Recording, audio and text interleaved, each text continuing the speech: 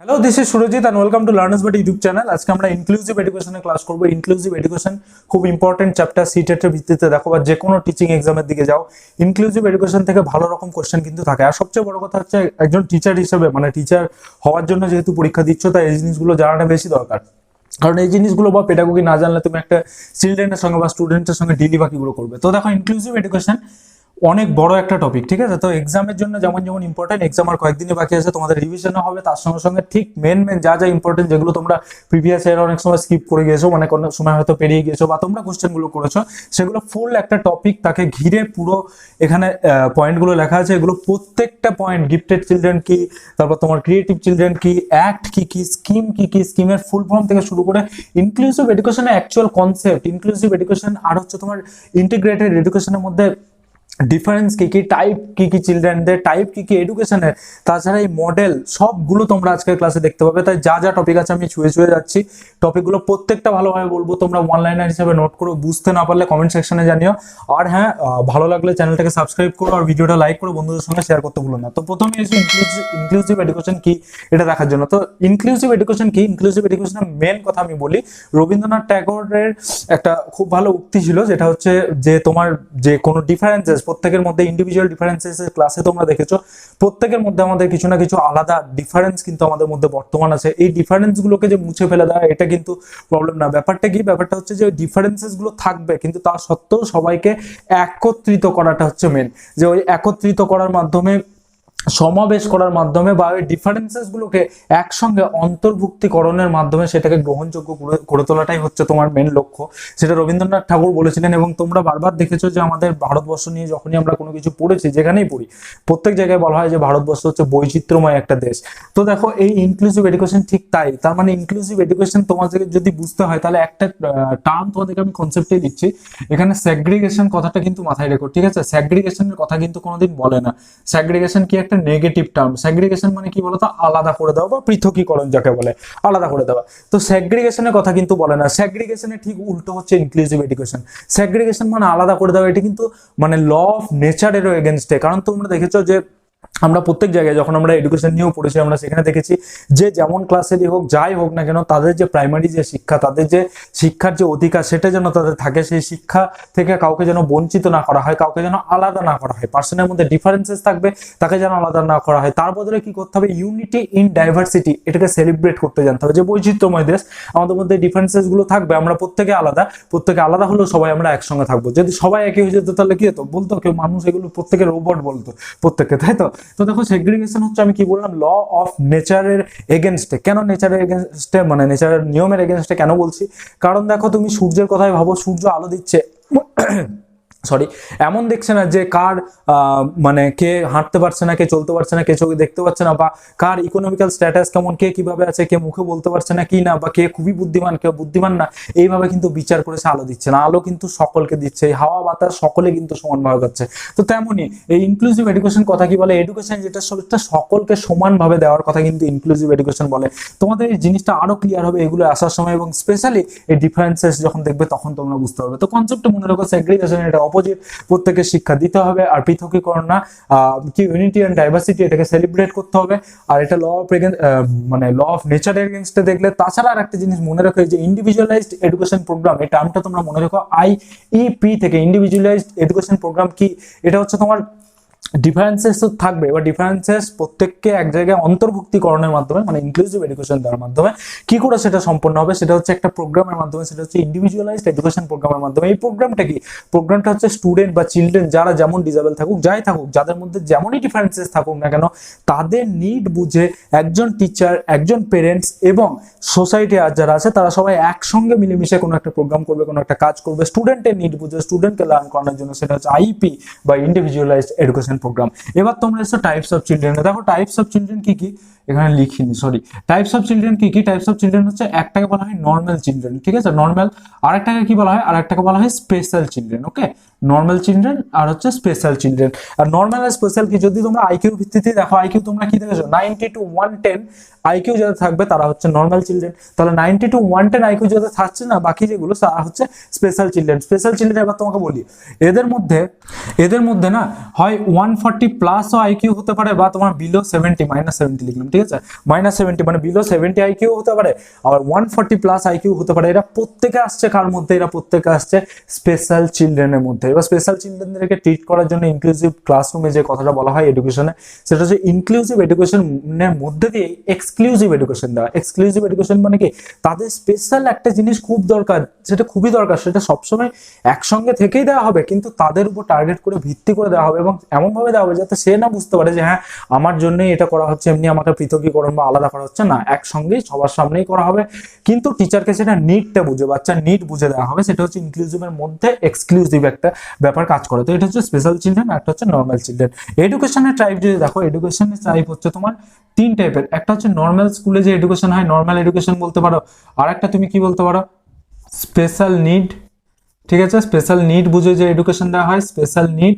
আর একটা হচ্ছে তোমার, সেটা হচ্ছে ইন্টিগ্রেটেড। ঠিক আছে, ইন্টিগ্রেটেড এডুকেশন, আমি এটা লিখলাম না এখানে। ঠিক আছে, এবার ইন্টিগ্রেটেড এডুকেশন আর ইনক্লুসিভ এডুকেশনের মধ্যে আলাদা কি আসবো, তার আগে চিলড্রেন উইথ ডিসেবিলিটিসটা দেখো। প্রথমে দেখো নর্মাল স্কুলটা দেখে নাও। নর্মাল এডুকেশন মানে নর্মালি যেমন এডুকেশন দেওয়া হয়, নর্মাল এডুকেশন। স্পেশাল নিড মানে স্পেশাল নিড যাদের দরকার, যারা ডিসেবল পার্সন, যাদের ডিসেবিলিটিস আছে, তাদেরকে স্পেশাল ভাবে অন্য একটা স্কুলে পাঠিয়ে দাও, অন্য স্কুলে ওদের মানে ওদেরকে টিচ করানো হবে, এবং নর্মাল যে স্কুল সেখানে নর্মাল বাচ্চাদের টিচ করানো হবে। তারপর এলো ইন্টিগ্রেটেড। ইন্টিগ্রেটেড মানে হচ্ছে একীকরণ করা। ঠিক আছে, একসঙ্গেই সবাইকে শিক্ষা দেওয়া, এটা হচ্ছে ইন্টিগ্রেটেড। তাহলে বলবে ইন্টিগ্রেটেড আর ইনক্লুসিভের মধ্যে পার্থক্য কি আসছে, কিন্তু তার আগে চিলড্রেন উইথ ডিসেবিলিটিসটা একবার দেখে নাও এই পয়েন্টটা। কারণ চিলড্রেন উইথ ডিসেবিলিটিস তোমরা আগের দিনই দেখেছো, নানা রকম ডিসেবিলিটিস একটা বাচ্চার মধ্যে থাকতে পারে। আমি বলেছি এই ডিসেবিলিটিস বা ডিসঅর্ডার গুলো খুব কমন। ঠিক আছে, এগুলো কমন থাকে।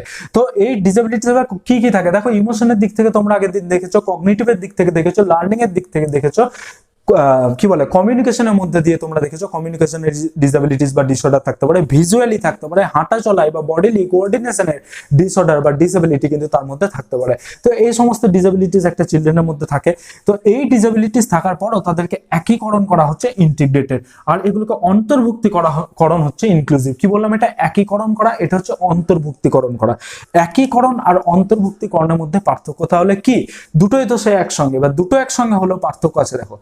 উইদাউট মডিফাইং দ্য সিস্টেম, এখানে ইন্টিগ্রেটেডে কি বলে, উইদাউট মডিফাইং দ্য সিস্টেম, সিস্টেমকে মডিফাই করছে না। তাহলে একটা জিনিস বলো, আমি কথা মানে বলছি, কারো হিয়ারিং প্রবলেম আছে, ঠিক আছে, সে কেউ কানে কম শুনছে, কথা মানে বলছি, তো তাদেরকে আমি একটা স্কুলের মধ্যে, একটা ক্লাসের মধ্যে আমি টিচ করছি বাকি যে বাচ্চারা আছে তাদের সঙ্গে। তো যে স্কুলে কানে একটু কম শুনছে, তো আমি সিস্টেমের কি করলাম, সিস্টেমের এগেনস্টে গেলাম না। আমার যা সিস্টেম আমি ঠিক আছে, আমি একসঙ্গে একীকরণ করে দিয়েছি, একসঙ্গে বসিয়ে দিয়েছি, আমি পড়াচ্ছি, ও শুনতে পেলো না পেলো আমি ঠিক নজর দিলাম না।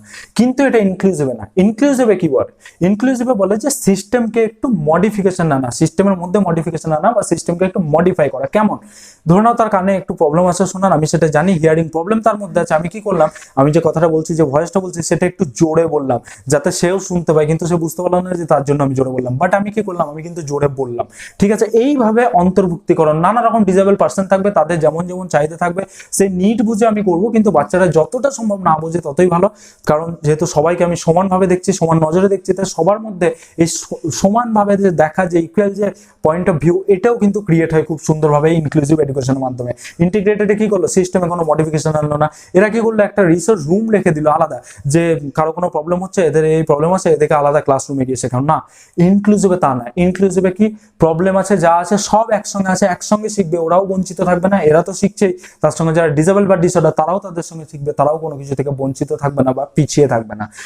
বালার কথা এখানে বলছি, বালা। বালা কি, বালা হচ্ছে বিল্ডিং অ্যাজ লার্নিং এইডস। বালা ফুল ফর্ম কি, বিল্ডিং অ্যাজ লার্নিং এইডস। মানে কি, আমি কি বলছি, যে তোমার যে নানা রকম মডিফিকেশন আনা সিস্টেমের মধ্যে। কেমন, ধরুন একটা ক্লাসরুম আছে, সেখানে হুইল চেয়ার নিয়ে প্রবেশ করবে, তো সে হুইল চেয়ার নিয়ে সে তো আর চেয়ারে মানে সিঁড়িতে চলে যেতে পারবে না, তো তার জন্য কি করে, একটা স্লোপ বানিয়ে দেয়, সেই স্লোপের মধ্যে সে হুইল চেয়ার নিয়ে আরামসে যেতেও পারবে, আরামসে নামতেও পারবে। বাকি যে স্টুডেন্ট আছে তারা সিঁড়ি দিয়েও মনে করলে যেতে পারবে, তারা যদি মনে করে সেই সমস্ত জায়গা দিয়েও তারা দৌড়ে উপরে চলে যেতে পারে। তার মানে কি, সব একসঙ্গে এক জায়গায় হলো, ওদের জন্য এটা আলাদা, ওদের জন্যই এটা করা হচ্ছে, বা ওদেরকে আমরা একসঙ্গে ভর্তি করে নিলাম, বাট তাদের ক্লাসরুমে পৌঁছানোর কোনো জায়গা নাই, এটা না। বিল্ডিং এর মধ্যেও নানা রকম মডিফিকেশন আনা লার্নিং এর পার্ট হিসাবে, বিল্ডিং এর মধ্যেও নানা রকম মডিফিকেশন আনা লার্নিং এর পার্ট হিসাবে ইনক্লুসিভ এডুকেশনের বৈশিষ্ট্য। এটাকে বলা হয় বালা, BALA, building as learning AIDS. তোমাদের এক্সামে পড়েছিল, তার জন্য আমি এই পয়েন্টটা লিখেছি।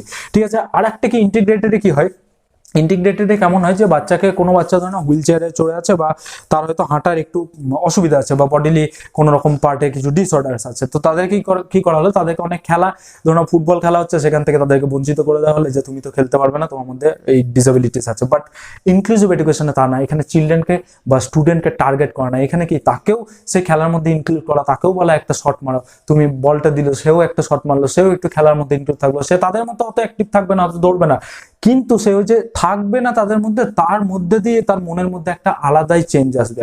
এইটা হচ্ছে ইনক্লুসিভ এডুকেশন। ইন্টিগ্রেটেডে মেইনলি টার্গেট করা হচ্ছে যে তুমি খেলতে পারবে না, একটা আলাদা থাকলো, তাদের কি হচ্ছে, তাদের ইমোশনের মধ্যে এফেক্ট করতে পারে, তাদের সেই ডিসঅর্ডার বা ডিসএবিলিটি তো আছেই, তার সঙ্গে সঙ্গে নানা রকম ডিসঅর্ডার তাদের মধ্যে দেখা যেতে পারে, ইমোশনের মধ্যে এফেক্ট পড়লো, তাদের জিনিসটা খারাপ লাগলো দেখতে, ঠিক আছে, সবার থেকে সে সেখানে নিজেকেই আলাদা করে নিল, যদি নিজেকেই সে আলাদা করে নেয় তাহলে কি করে একীকরণ হবে, কি করে অন্তর্ভুক্তিকরণ হবে।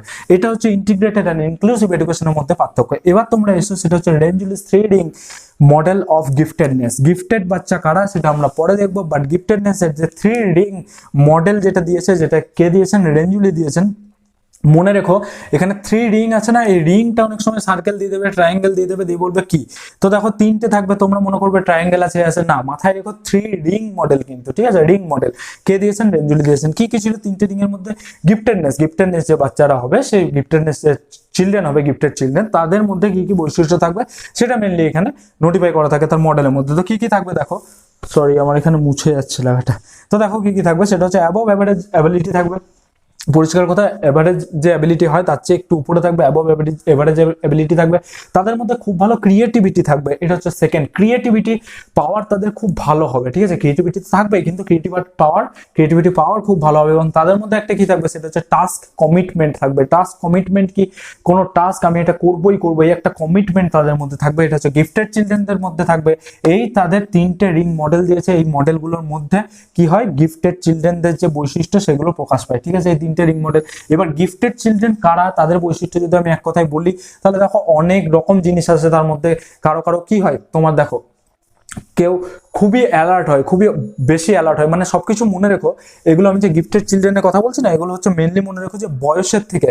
আর একটা কথা আমি তোমাদেরকে বলি, সেটা হচ্ছে যে চিলড্রেন উইথ ডিসএবিলিটিস, এটা চিলড্রেন উইথ ডিসএবিলিটিস না বলে এটাকে বলবে স্পেশাল চিলড্রেন, ঠিক আছে, স্পেশাল চিলড্রেন। কেউ ডিসেবল পার্সন হিসাবে ধরো না, আমরা ইনক্লুসিভ এডুকেশন পড়ছি, আমরা পেডাগোগি পড়ছি, আমরা যথেষ্ট পরিমাণে একটা বাচ্চাকে জানার জন্য কিছু না হলেও আমাদের মধ্যে প্রাইমারি শিক্ষাটুকু আছে, তাই তাদেরকে চিলড্রেন উইথ ডিসএবিলিটিস না বলে তাদেরকে বলবে স্পেশাল চিলড্রেন। ওকে, এবার দেখো এখানে এসো, তো হ্যাঁ, গিফটেড চিলড্রেনে কি বলছিলাম, যে তাদের মধ্যে অ্যালার্টনেস থাকবে খুব বেশি, এগুলো প্রত্যেকটা কি হচ্ছে বয়সের সাপেক্ষে, যে যেমন বয়স আছে, যে যেমন স্টেজে আছে, তার চেয়ে একটু বেশি অ্যাবভ অ্যাভারেজ অ্যাবিলিটি যেটা বলছে না, তার চেয়ে একটু বেশি কি থাকবে, তাদের মধ্যে থাকবে কি বললাম, অ্যালার্টনেস থাকবে, খুব প্রচুর পরিমাণে অ্যালার্ট থাকবে তারা, ঠিক আছে, তারা বুঝতে পারবে, তারা দেখবে খুব কম বয়সে অনেকে হাঁটতে শিখে যায়, খুব কম বয়সে অনেকে কথা বলতে শিখে যায়, এই টাইপের একটা অ্যালার্টনেস থাকবে। তাদের স্ট্রং মেমোরি পাওয়ার থাকবে, তারা যে কোশ্চেন আস্ক করবে স্কুলের মধ্যে, তাদের কোশ্চেন আস্ক যেটা করবে, কোশ্চেন সেই কোশ্চেন শুনে বোঝা যাবে সেটি কোন লেভেলের আর কি থিঙ্কিং করছে, ঠিক আছে, তাদের মধ্যে থিঙ্কিংও কাজ করে। আর একটা জিনিস কি, তাদের মধ্যে ভোকাবুলারি খুব ভালো হবে, তাদের সেন্স অফ হিউমার খুব ভালো হবে, তাদের যে প্রবলেম সলভিং অ্যাবিলিটি তার মধ্যে দিয়েও কিছু না কিছু তুমি লক্ষ্য করতে পারবে। গিফটেড চিলড্রেনদের অনেক বৈশিষ্ট্য আছে, একটা বৈশিষ্ট্য ধরলে হবে না।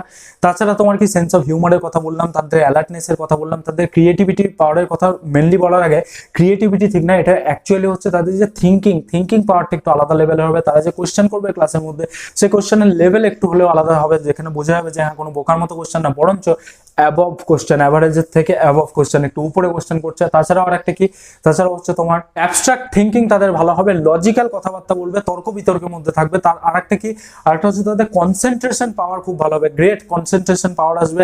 তারা পলিটিক্যাল বা সোশ্যাল যে সমস্ত ইস্যু হচ্ছে সেইগুলোর প্রতি তাদের কোনটা ঠিক হচ্ছে কোনটা বেঠিক হচ্ছে এটা তারা বোঝায়, এবং সেই মতো তাদেরকে মত পেশন করা উইথ লজিক, এটা তাদের ভালো হবে। এগুলো হচ্ছে গিফটেড চিলড্রেনের বৈশিষ্ট্য। গিফটেড চিলড্রেনদের একটা কথা বলি, গিফটেড চিলড্রেনদেরকে টিচ করার জন্য কি করা হয়, তাদের জন্য এনরিচড কারিকুলাম ব্যবহার করা হয়। কি করা হয় গিফটেড চিলড্রেনদেরকে টিচ করার জন্য, কারণ এগুলো তোমাকে জানতে হবে। তুমি ইনক্লুসিভ ক্লাসরুমে মানে অন্তর্ভুক্তিকরণে তুমি প্রত্যেকে কিন্তু থাকবে, সেখানে গিফটেড চিলড্রেন থাকুক বা যেই থাকুক, স্পেশাল চিলড্রেন থাকুক বা ক্রিয়েটিভ চিলড্রেন থাকুক। তো গিফটেড চিলড্রেনে কি বললাম, এনরিচড কারিকুলাম ব্যবহার করা হয়, এই লাইনটা তুলে প্রশ্ন থাকে, এনরিচড কারিকুলাম ব্যবহার করা হয়। এবার এসো ক্রিয়েটিভ চিলড্রেনে। ক্রিয়েটিভ চিলড্রেন তাহলে কারা? ক্রিয়েটিভ চিলড্রেন পরিষ্কার কথা, যাদের ক্রিয়েটিভিটি পাওয়ার অনেক বেশি হবে। কি বললাম, যাদের ক্রিয়েটিভিটি পাওয়ার অনেক বেশি হবে। ক্রিয়েটিভিটি পাওয়ার বেশি মানে নতুন কোনো জিনিস ক্রিয়েট করছে, আর মনে রেখো সেই ক্রিয়েট করা জিনিস কিন্তু মিনিংফুল হবে, ঠিক আছে? যে এমন নয় যে উল্টোপাল্টা কিছু একটা ক্রিয়েট করে দিল, না, ক্রিয়েট করা জিনিস কিন্তু মিনিংফুল হবে, তাদের ক্রিয়েটিভিটি পাওয়ার বেশি হবে। এবং আরেকটা কথা, সেটা হচ্ছে ডাইভার্জেন্ট থিঙ্কিং, কনভার্জেন্ট থিঙ্কিং। তোমরা পড়েছো এই ডাইভার্জেন্ট থিঙ্কিং কার মধ্যে থাকে, তোমরা বারবার দেখেছো, এটা হচ্ছে ক্রিয়েটিভ চিলড্রেনদের মধ্যে থাকে। ডাইভার্জেন্ট থিঙ্কিং আর কনভার্জেন্ট থিঙ্কিং কি জানার জন্য প্লেলিস্টে গিয়ে ক্লাসগুলো চেক করে নিতে পারো।